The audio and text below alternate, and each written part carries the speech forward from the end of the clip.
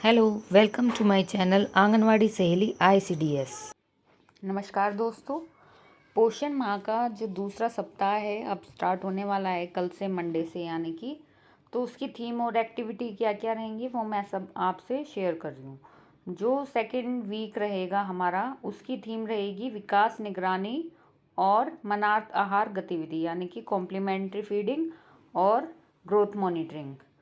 तो उसमें हमें क्या क्या एक्टिविटी करनी है, जो उसकी गतिविधि लिखी हुई है ऊपर थीम के पास ही, वो लिखी हुई है नियमित ऊंचाई का माप किया जा सकता है, यानी कि जो बच्चे की कितनी हाइट इम्प्रूव हो रही है उसका हमें मापना है और विकास चार्ट पर उसको प्लॉट करके उसकी जो जानकारी है अपने अधिकारियों को देनी है। उसके बाद असामान्य वृद्धि और गंभीर बीमारी का निदान किया जा सकता है। जिस बच्चे की जो हाइट है वो इम्प्रूव नहीं हो रही है, उसकी जो बीमारी है उसका हमें निदान किया जा सकता है हमने और रोग का निदान किया जा सकता है। स्तनपान के तरीके और स्तनपान के बारे में उचित जागरूकता सप्ताह।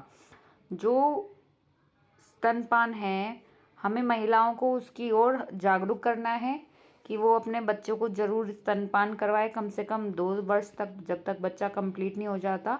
और 0 to 6 मंथ में हमें सिर्फ महिलाओं को समझाना है कि सिर्फ स्तनपान ही कराएं, ऊपरी आहार बच्चे को यहाँ तक कि पानी भी ना पिलाएं। अब उसके बाद आता है 9 सितंबर को क्या करना है। उसके बाद है विकास निगरानी, यानी कि ग्रोथ मॉनिटरिंग। विकास निगरानी के बारे में जागरूकता सत्र समुदाय के सदस्यों और माता पिता के साथ MCP कार्ड पर ध्यान केंद्रित करते हुए दिया जाएगा। जो बच्चे की ग्रोथ मॉनिटरिंग है उसके बारे में लोगों को अवेयर करना है, उनके पेरेंट्स को उनको MCP कार्ड पर समझाना है। जो MCP कार्ड पे ग्रोथ मॉनिटरिंग का चार्ट होता है, लड़के का अलग होता है, लड़की का अलग होता है, उसके द्वारा हमें अपने एरिया में अपने बच्चों के जो पेरेंट्स आते हैं उनकी हाइट वेट लेकर उसको मेज़र करके उसको सही से मार्क करके बच्चे माँ बाप को भी समझाना है कि जब ग्रोथ होती है तो वो कैसे कैसे उसमें प्लॉट करने के बाद उसकी विकास जो है ऊपर की तरफ जा रहा है या फिर स्थायी है या नीचे की ओर जा रहा है, वो हमें सारा MCP कार्ड के ज़रिए उनके पेरेंट्स को समझाना है।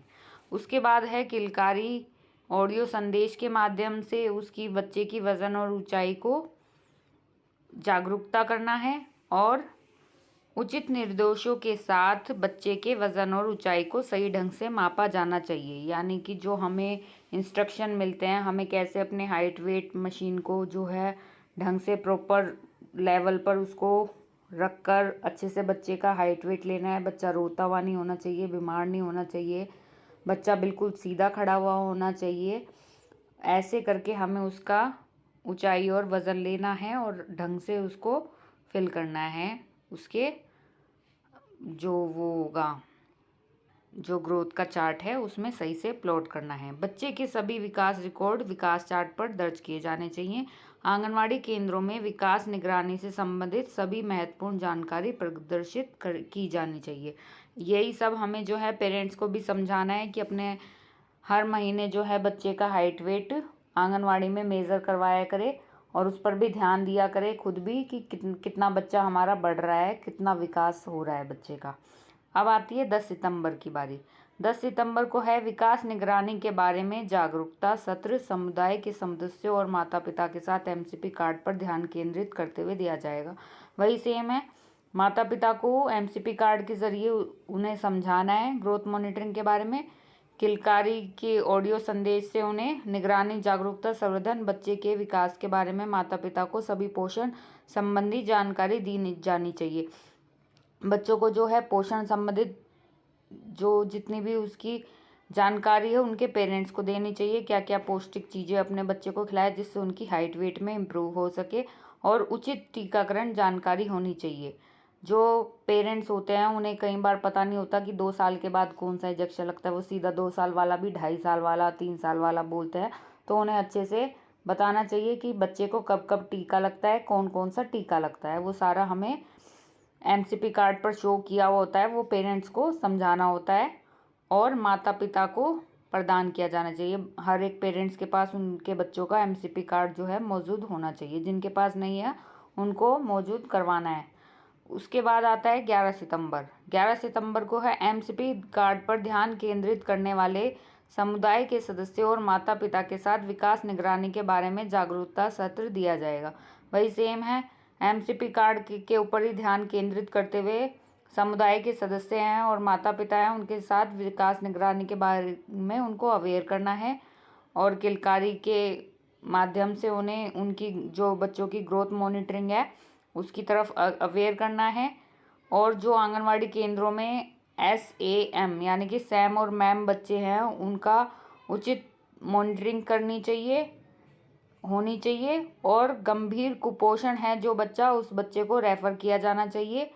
वज़न ना बढ़ने की स्थिति में बीमार बच्चे का रेफ़र किया जाना चाहिए डिस्पेंसरी में पास की। और पोषण संबंधी जानकारी संबंध में रैली का आयोजन किया जाना चाहिए।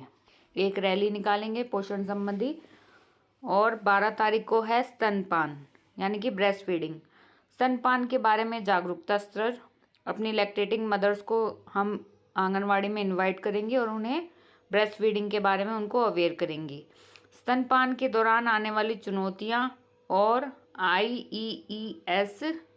IEEC सामग्रियों की मदद से ANM द्वारा उचित स्तनपान तकनीकों का प्रदर्शन, यानी कि IEEC जो मटेरियल होता है उसकी हेल्प लेकर ANM को भी इनवाइट करना है और उनको सही से जो ब्रेस्ट फीडिंग की टेक्निक्स होती है उनका जो है हमें प्रदर्शन करना है। किलकारी कार्यक्रम के द्वारा ऑडियो के माध्यम से तत्काल और अनन्य स्तनपान और पूरक आहार संवर्धन स्तनपान के दौरान बच्चों को पकड़ने के बारे में जानकारी प्रदान करना है। आशा कार्यकर्ता ANM से संपर्क करना है।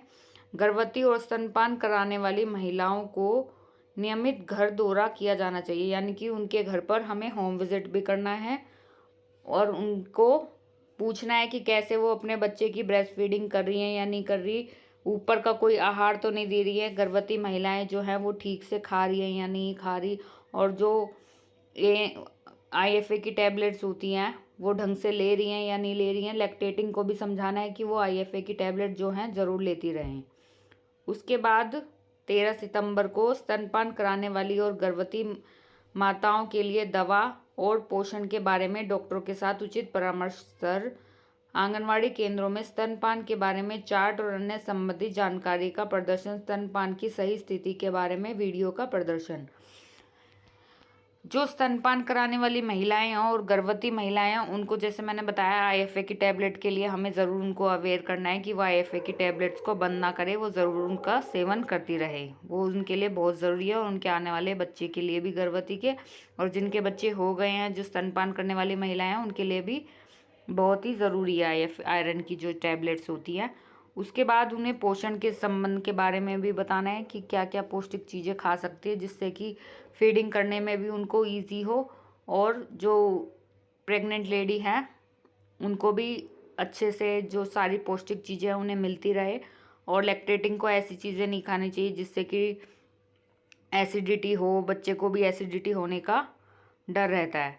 उसके बाद है जो अपना स्तनपान का जो चार्ट है हमें आंगनवाड़ी में वो उन लोगों को दिखाते हुए उन्हें समझाते हुए शो करना है और वीडियो का भी हम उनको वीडियो के ज़रिए भी उनको समझा सकते हैं। गर्भवती और स्तनपान कराने वाली माताओं के साथ उचित टीकाकरण जानकारी साझा की जानी चाहिए।